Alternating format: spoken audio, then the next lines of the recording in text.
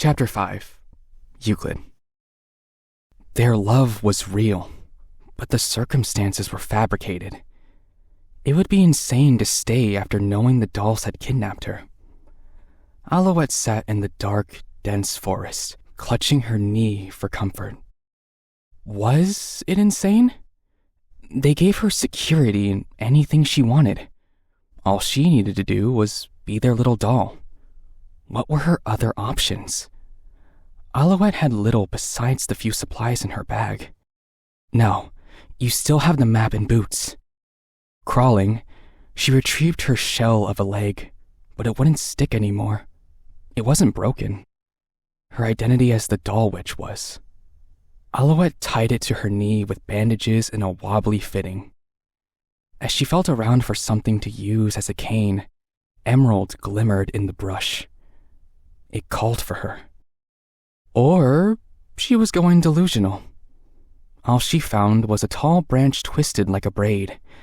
Using it to stand with a shaky start, she limped her way forward. The sky and sole source of light captivated her sight. Past the treetops, there was one astral body that always shone through, piercing both the void of night and the rays of day. The boreal star of guidance.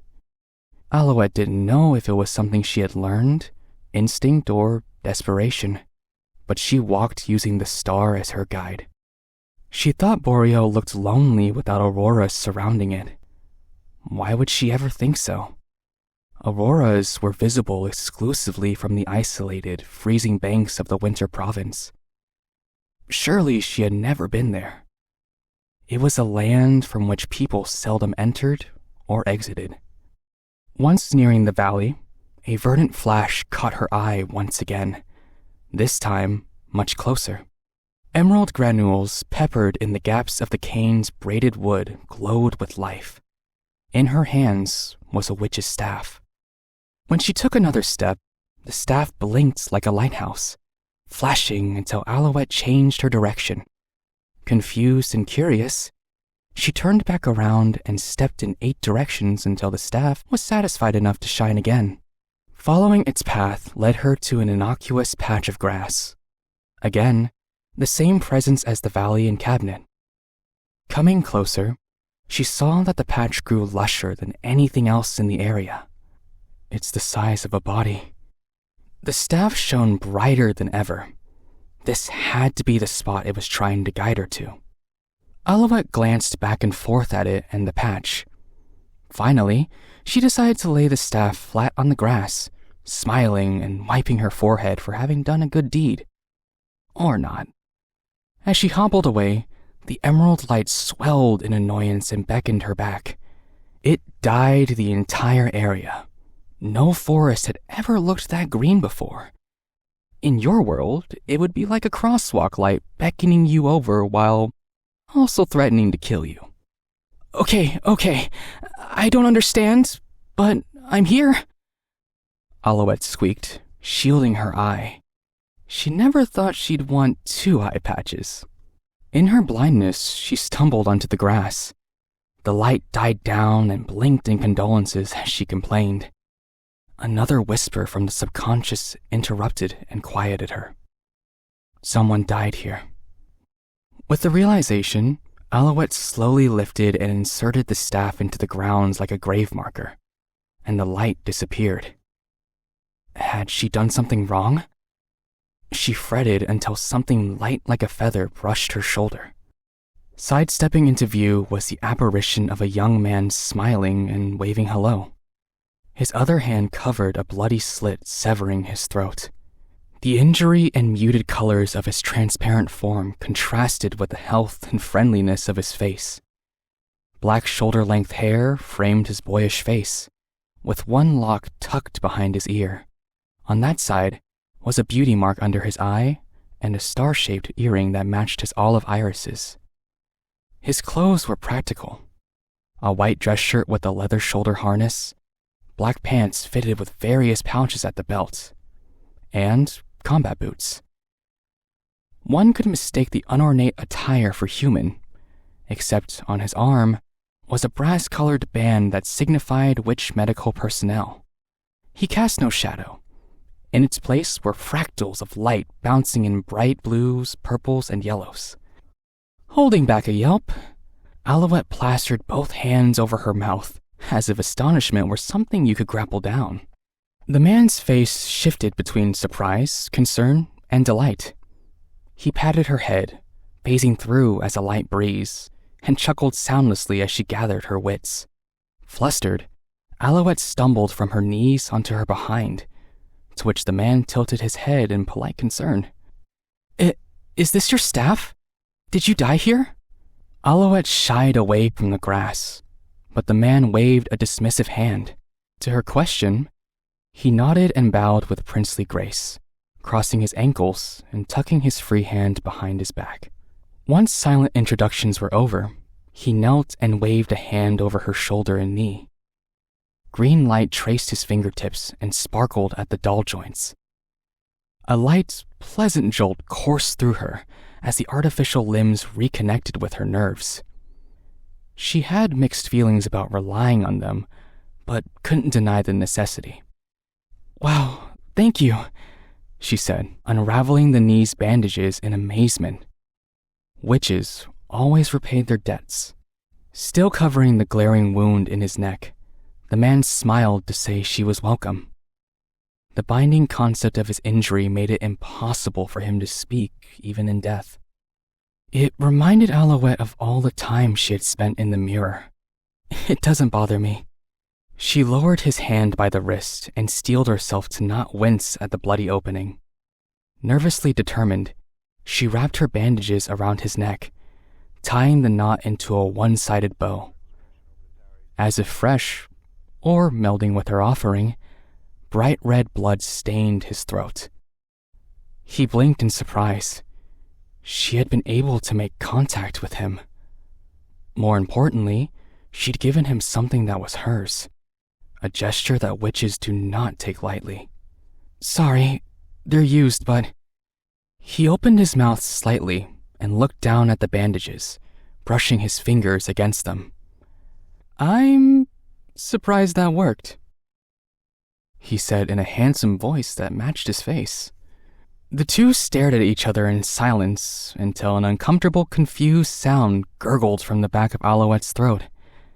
He turned away to laugh, so she, who was also too caught up being embarrassed at herself, didn't catch the edges of his lips curling into a mischievous grin. Turning back with the face of a gentleman, he offered a hand. "Thank you, miss. I've wanted to reunite with my staff all this time. Careful now." On cue, Alouette bumbled and would have toppled over the grave marker if this ghost hadn't pulled her upright. With regal poise, he balanced and brushed her off.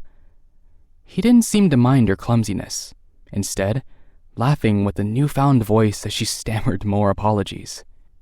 "This staff was enchanted to reunite with my side of death, but I was killed by an anti-witch mine. Normally, it'd be impossible for me to even think of losing in the forest, but human scouts poisoned this area." Anti-witch mines. The name rang a grim bell. Those unprecedented weapons created by the Peace Witch drained magical energy. Thinking back, Alouette did see the remains of white, harpoon-like weapons in the valley. Some were strewn about, others planted deep into the ground. "You saw how it ended badly for both of us, right? I'm ashamed to say, I underestimated humans and failed as the squadron leader." Alouette peeked at his brass armband. "But aren't you a medic?" Unoffended, he let her take a closer look. Embroidered in black thread was an insignia bearing the dominion mark of Catharsis I. Witches were typically too absorbed in their own world to care about human societal norms like uniforms, hierarchy, and even governments. 2,000 years ago, during the Intra-Domina War, Catharsis I began a tradition of medically inclined witches wearing the band. Those who chose to don it swore to save lives equally. In turn, the rest of witch kind would never harm these healers. It was a logical, symbiotic relationship, so witches adopted the custom without fuss. Even humans respected Catharsis' armband. But the witch hunt war's purpose was wholly genocide. Being a medic isn't mutually exclusive to having authority. We witches don't fret over such trifling matters, miss. Our kind can tell who the most capable one in the room is. But I suppose it doesn't come as naturally for you. I'm not a witch. Are you sure? He gestured at the red thread-like mark around her doll hand. Expect to be treated like one. You may have circumstances, but I'm saying this for your sake. Apparently, he had been able to see her whenever she crossed paths with the staff. It was always from a distance, but he had watched over her recovery. Having fatefully been in the immediate area of her breakdown earlier, he surmised the events of that night. Relief washed over Alouette. This witch seemed normal and sympathetic. Out of habit, she asked for his name, only to excuse herself. The man chuckled and scooped up her human hand. As insurance, I put my soul into the staff. You don't know how much it means for me to reunite with it after all these years. I'm a humble, dominionless witch, but allow me to tell you my true name. This is for you, and only you, to know. One cannot weaponize a witch's name after they've passed, but it was personal and precious all the same. Perhaps this witch had taken a shine to our Alouette, or was telling her on a whim. Even he did not know, so all we can do is speculate. In her palm, he traced the letters E-U-C-L-I-D.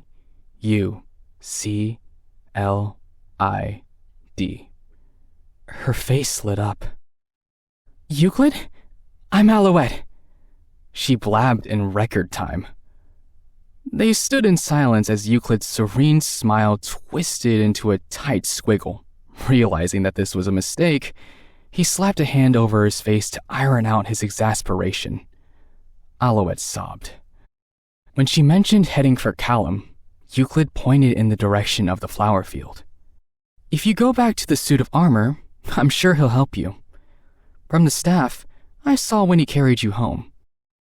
I can't say I knew him, but that guy is a good person, and my impressions are never wrong. You didn't expect me to let your name slip, though. Euclid smiled like a saint and pulled on her cheek until she whined out another apology. Callum is a cozy place. You can trust the witch in charge of it. He almost returned Alouette's skeptical look with a smirk, but held back. I can tell when someone's a survivor. But it's been years. I know. Euclid confirmed that it was 102,031, the same year the dolls claimed it was. Today is spring 125. Summer starts at dawn. How frightening. This man had tracked every year, day, and hour since his death 8 years ago. He'd been lying in wait, holding onto sanity and knowledge as cards in his hand. When you were stationed here, did you meet the doll witch? I was wondering when you'd ask, he replied, leaning against the cliff wall. It was just once at the start of the war. I was in charge of recruiting witches in this area on behalf of the Pearl Capital. However, the doll witch declined and stayed neutral. In those uncommon cases, the forces of Witch Domina had no choice but to leave them be, unlike conscription policies in the human world. Respect and mutuality are at the foundation of witch kind. The moment you intrude upon one's territory, their dominion, all bets are off. My audience with Doll was a short one. So when you met him, Alouette began. Euclid frowned, wondering what she had experienced. Does that mean you saw me too? The story of her circumstances was disconcerting and mystifying even for him. Folding his arms, Euclid covered his mouth with a hand and looked away to think. He committed to memory the faces, voices, and habits of everyone he met. Every insignificant fact about the people he'd crossed paths with was burned into his head. Not because he cared, but to give the illusion that he did. The smallest bit of information could be the key to survival.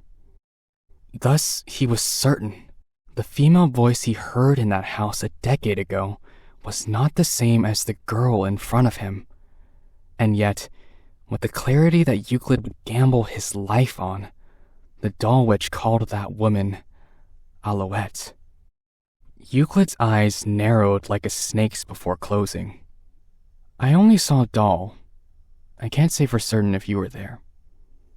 Though disappointed, Alouette accepted that as the whole truth. She believed him. The witch's mouth twitched at her naivete, but he stayed silent. More information was necessary. Alouette twiddled her fingers, but stopped when she remembered one of the hands wasn't hers. What does he look like? Euclid gave her a troubled smile. Doll never showed himself to this girl? That witch was a recluse, but didn't hide himself a decade ago. What a strange hole in the timeline, especially because, whether by fate, chance, or fabrication, Doll resembled her. He could have passed as a relative, but still looked different enough to be a friend, or lover, or... No, it was the reverse. Alouette resembled the doll witch. Euclid's expression warped into a grimace. It's been a long time. I may not remember clearly. He lied by omission. Alouette thanked him anyway and let the subject go. Too easy. It was all too easy to deceive her, he thought as irritation smoldered in the back of his mind. Even fledgling witches weren't this gullible. His wording was embarrassingly sloppy. How unlike him. Hopefully you've realized by now, Euclid cared little about helping Alouette. His staff hadn't glimmered for her. It was all for his own sake. He had planned to steal her body, but realized it would be a downgrade from even being dead. So, he switched to a backup plan. To merge the half of his soul in his staff with the grave, cheat death for the upteenth time, and work from there. Alouette's fate was none of his concern. Her role as a delivery girl was over. And yet, he revealed his name. During his life, he rebuffed every opportunity to tell it to people who almost mattered. Now, Alouette was the last one left to hear him. This moment, too, neared its end. Can you come with me? She sounded like a child who had been separated from her parents. Caught off guard, Euclid's face grew stiff, and his eye twitched in the first genuine expression he had shown her. Sighing, he pointed at the Soul constellation. I have to leave for the stars. Besides, I can only move as far as my roots stretch. His eyes fell on the upright staff. It didn't look like a staff anymore, already having metamorphosed into a tree sapling. The old bark had stripped off, revealing a sparkling core of weaved emerald and vines rooting into the ground. Alouette mumbled understanding and looked down. Her face turned red as she regretted mustering up the courage to ask him. Despite this, she didn't move, wanting to bask in the company of the closest thing to another person for just a bit longer. For better or worse, she didn't catch his look of disgust. Euclid didn't understand goodness. He didn't idolize the things that which kind did. He didn't give a damn about territories, dominions, or becoming a twinkling star in the Soul constellation. His own survival was the priority. It was a culture where witches wouldn't bat an eye if someone was maimed in a duel for a dominion. Others would have called him strange for thinking it absurd. After all, the other witches had something they dedicated themselves to, something they would live and die for. Despite having the talent for a dominion, he never desired one. It would draw unwanted attention. All this considered, in these final moments when there was nothing left for him to gain, Euclid did something very unlike himself. Glowering, he plucked a leafy sprout from the grave marker and held it out for Alouette. This is for you." She looked unsure. Oh, of course. He forgot to plaster on another charming smile. Once he did, she hesitantly held out her right hand in automatic politeness. But Euclid grabbed the doll hand instead. Red sparks zapped in rejection when he touched the Dominion mark. Suspicious of the man's intentions, the doll witch was guarding Alouette from foreign witchcraft. She yelped in surprise, while Euclid grinned wickedly, amused by the challenge. He fixed a lock of his hair and shrugged. "Hey, I reattached her limbs, didn't I? I'm going to help. We witches never lie." What's the twig for?" "There's no wood, it's a sprout." Euclid would never admit it, but he was having the first fun in a very long time, longer than before the war had started. "Eat it," he ordered, waving the leaf under her nose. Alouette coughed, even without a mystery plant down her throat. I don't want to." Grudgingly, Alouette chewed and swallowed until not a stray plant fiber was left. Upon his request, she had even opened her mouth for him to check under her tongue and between her teeth. Euclid raised an eyebrow and turned away to snicker, amused that she had gone through with it. Huffing, Alouette grabbed his ghostly cheek, which stretched like dough. Doll's hand tried to slap him, but Euclid narrowly dodged. Still laughing, he rubbed the pinched side of his face. "No need to get violent, miss."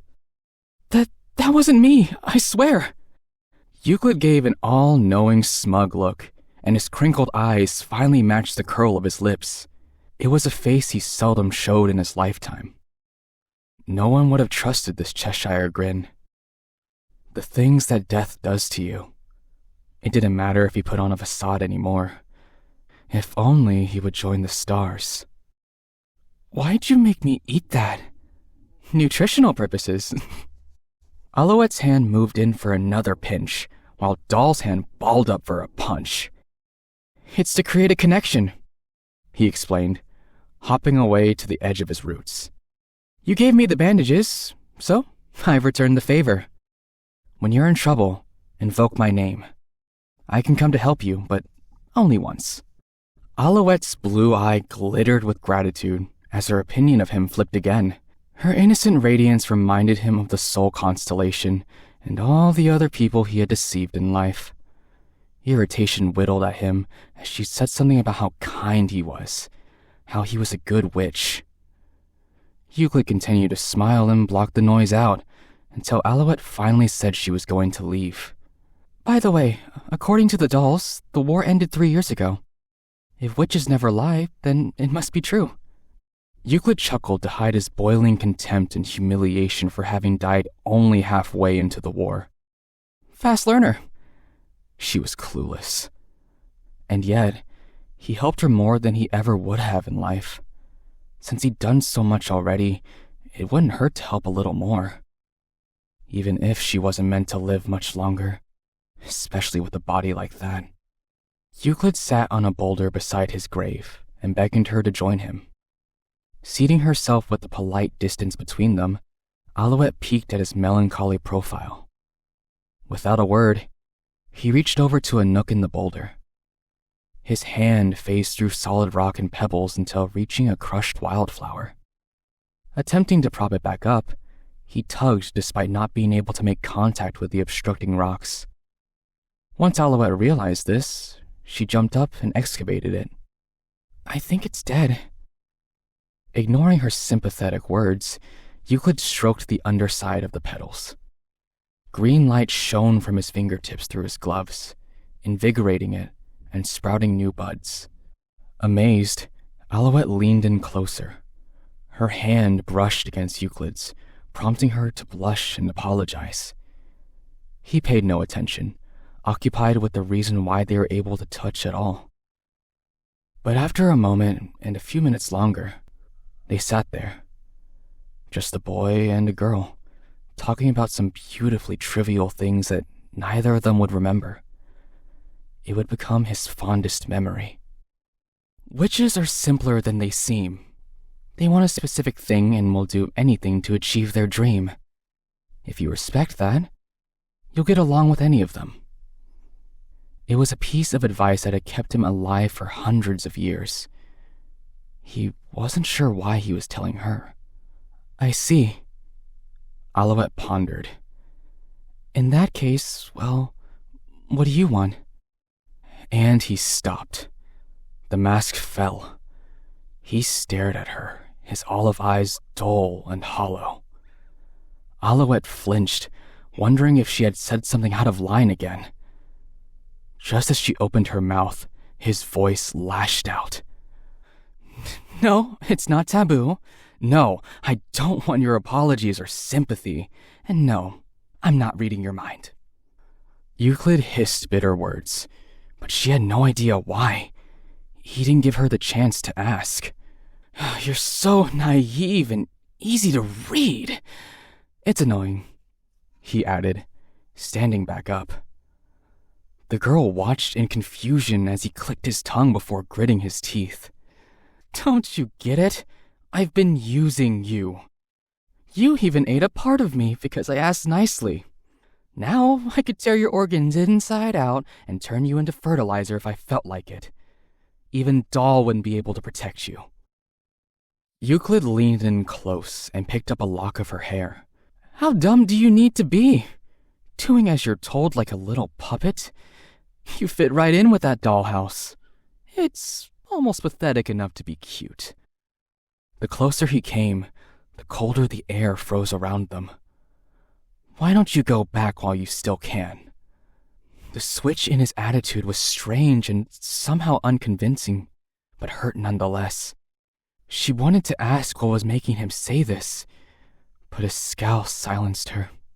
I hate people like you. I've used you morons all my life.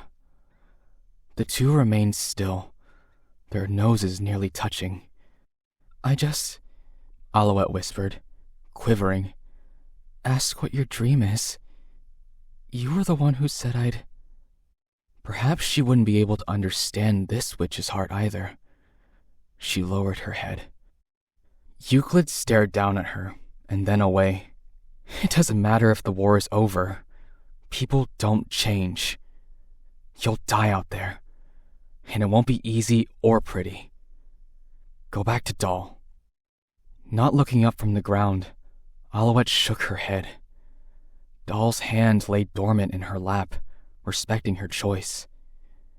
Euclid heaved a long sigh before backing off. Do you remember my name? He asked, smoothing out his bangs, as if he needed something to hold after releasing her hair. Alouette nodded, remembering the ticklish warmth of his hands. Remember, it'll work only once. Summon me when absolutely necessary. I'm confident in any life or death situation, though I don't prefer combat. Don't use my name in vain. I'm not a witch, the girl mumbled. Euclid sighed and pulled her cheek just as half-heartedly. Ghosts can't touch the living, but you allowed me to. It isn't compatibility with the forest or healing. No, you came into contact with me and awakened that suit of armor. The valley of rotted bodies, not those beautiful flowers, called to you. His fingertips rested against her cheek. They were as gentle as when he traced those precious letters in her palm. Your affinity is with death. As Alouette's head snapped up in disbelief, Euclid grabbed her wrist and shoved her out of his root's range. He gave one last hard stare before gesturing in the direction of the valley and refusing to acknowledge her again. Alouette wanted to argue, call him names, and criticize how moody and impossible he was, until realizing he had become more translucent than before. This twisted bastard meant every venomous word he spat. At the same time, he had taught her more than returning his staff warranted. He was trying to warn her. The horrifying doll was the only witch she had dealt with so far, and that one loved her. With this single encounter, Alouette saw and understood more sides of Euclid than anyone else had. Nonetheless, She'd never learn how much her parting words meant to him. "You don't think I'll make it on my own?" "Honestly, I agree," Alouette admitted. "You're terrible, but I still wish you could have come with me." "Thanks, Euclid. I promise to never forget your name." His hand twitched. He almost gave in and looked at her. She took a deep breath and let some choice words slip. "I'll even repeat it in my head every day so I don't forget. Sorry in advance if I say it in my sleep and someone hears. It's your fault for telling me, jerk." Certain that he didn't want to share another second with her, Alouette took off running. If she had looked back, she would have laid eyes upon the rarest sight in Domina, a surprised, vulnerable Euclid who didn't know if he wanted to laugh or hurl back insults of his own. The girl's footsteps grew fainter. Good, she wasn't stumbling. His fix would be serviceable until she arrived at the flower field and recruited the suit of armor. The forest asked if Euclid wanted Alouette's whereabouts. He declined and requested to be left alone. Euclid began to laugh at himself. What did he want? It was an embarrassingly innocent wish. He couldn't bring himself to say it in death, not even after telling her his name. Conveying his hopes to another would be true vulnerability, even if none of it mattered now. Soon he would become another star consigned to oblivion in the massive sky. Despite having no regrets about how he lived, Euclid would agree that his life was meaningless. He survived for the sake of it. It had been some sort of fun seeing how far he was able to go, the deceptions he plotted, and what witches, more powerful, intelligent, and skilled than him, died first. But now that he had a chance to catch his breath, the remnants of a human heart registered his buried feelings of solitude. On this starry night, Euclid let the mask fall as he gazed at his emerald sapling, endeavoring to live. If he transferred his soul to it, he could haunt the area. Getting his hands on a body would be a matter of waiting. But if he did that, she wouldn't be able to summon him from the stars. He wouldn't be there to answer her call for help. His eyes fixed on the sapling, but not because he was considering his options. Because it reminded Euclid of her. 8 years ago, the anti-witch mind robbed his senses before and after killing him. His soul waned in the aging staff. Faint was his recognition of the world around him. He counted the minutes as they accrued into years. Visions of the girl's life in the forest were glimpses, a gentle stirring in the sea of consciousness every time her shoes crunched the grass. Euclid saw how broken she was when she first emerged from the house, how she made step after step, continuing past his staff and into the valley. What a sad spectacle. Put this girl out of her misery. She has no future even if she recovers. All the times she hid in the forest to cry were hard to watch.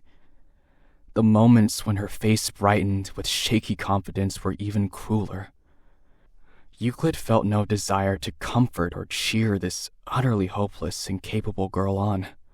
And yet, she captivated what was left of his sight. I should have stared a little longer. Remembering her cheeky parting words, Euclid covered his mouth and burst out laughing. How many centuries had it been since he smiled so heartily? If he were to give it some thought, he'd be able to deduce the exact amount of time. This witch had a strange habit of keeping track of things that no one else cared about. And I guess she's the newest and last addition. The sickeningly bright Soul constellation was the only company left. Its stars gleamed to boast that Euclid had lost. He would join them soon. Ruffling his hair in annoyance, Euclid snickered as he berated himself one last time. Why did he make such a heavy promise on a whim? It wasn't a contract, so there was no obligation to follow through. Except that girl was counting on him. She would remember him. Alouette, he whispered on the lonely night of spring 125, 102,031. A lovely name. But I wonder what your real one is. Euclid held a hand over his throat. Once again, he didn't understand his actions. We cannot say if he was covering the wound or cradling the girl's makeshift gift. With one final ambiguous smile, the witch named Euclid, bandages and all, dissolved into kaleidoscopic light.